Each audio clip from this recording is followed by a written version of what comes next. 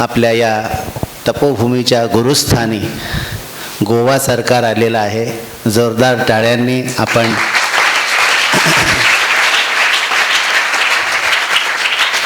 Doctor Pramod Sawant, गोव्याचे लाडके मुख्यमंत्री आणि भारतीय जनता पार्टीचे प्रदेशाध्यक्ष दामू नाईकही इथे उपस्थित आहेत. राज्यसत्ता आणि धर्मसत्ता याचा समन्वय आज तुम्हाला इथे तपोभूमीला दिसतो आहे आणि हे खूप चांगलं सुचिन्ह मला असं वाटतं. एक म्हणजे डॉक्टर प्रमोद सावंत यांबद्दल जर सांगायचं झालं तर त्यांनी आयुर्वेदाला इथे प्रमोट केलं.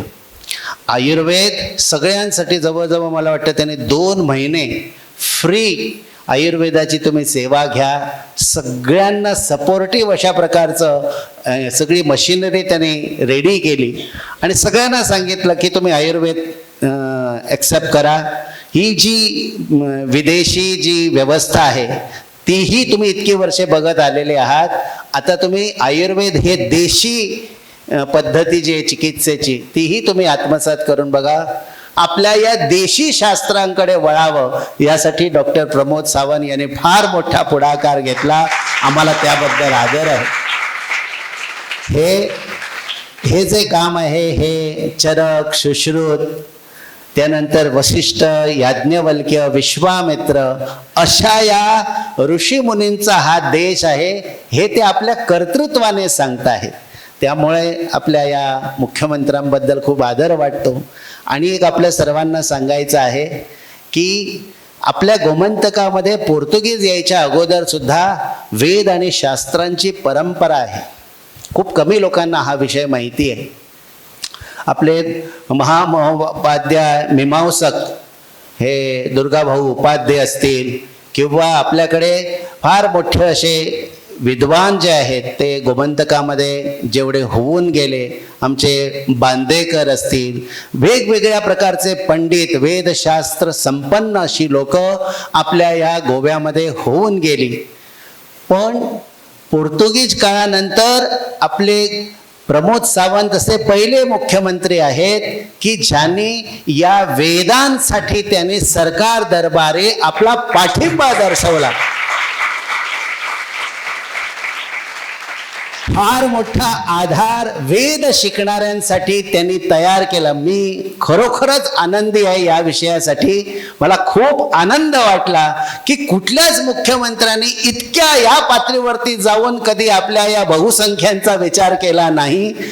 अल्पसंख्यांचा खूप चांगला विचार झाला नक्कीच, पण बहुसंख्यांचा हा मुख्यमंत्री म्हणायला हरकत नाही ज्याने आपल्या या देशाच्या बहुसंख्येने असलेल्या लोकांचा विचार करून या सगळ्या गोष्टी समाजासमोर आणण्याचा प्रयत्न केला. तुम्हाला माहिती असेल आमची वेद शास्त्र हा आपल्या या देशाचा प्राण आहे आणि त्याला प्रमोद सावंतनी पाठिंबा दिला, आर्थिक सहाय्य दिलं.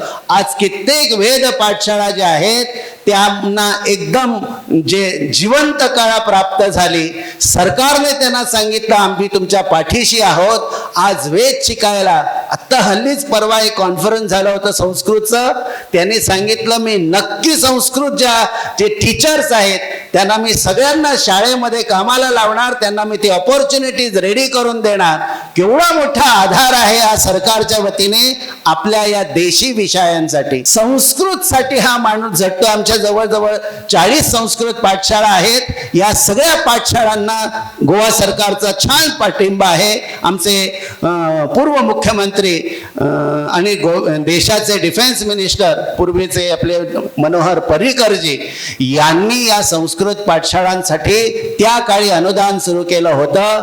आज त्याही पुढे एक पाऊल टाकून डॉक्टर प्रमोद सावंत यांनी वेदांचाही विषय आपल्या हातात घेतला आणि वेदांना सुवर्ण दिवस जे आहेत ते आज येऊ लागलेले आहेत. आज हा मुख्यमंत्री आपल्या सगळ्यांच्या वेदांच्या पाठीशी उभा राहिला त्याबद्दल तुम्हाला खूप खूप आशीर्वाद, खूप खूप धन्यवाद. एकदम समाजाला असा छान आपलं जे देश, आपला कल्चर जसा मोदींनी विश्वभर आपला हा सनातन धर्म नेला तसा गोव्यासाठी हा असा पहिला मुख्यमंत्री की ज्याने आपल्या हिंदू समाजासाठी सनातन धर्मासाठी त्यांनी एकदा मुखर होऊन समोर येऊन लोकांना सांगितलं की बहुसंख्यांचाही विचार सरकार करत आहे आणि याबद्दल आम्हा सगळ्यांना खूप आदर वाटतो.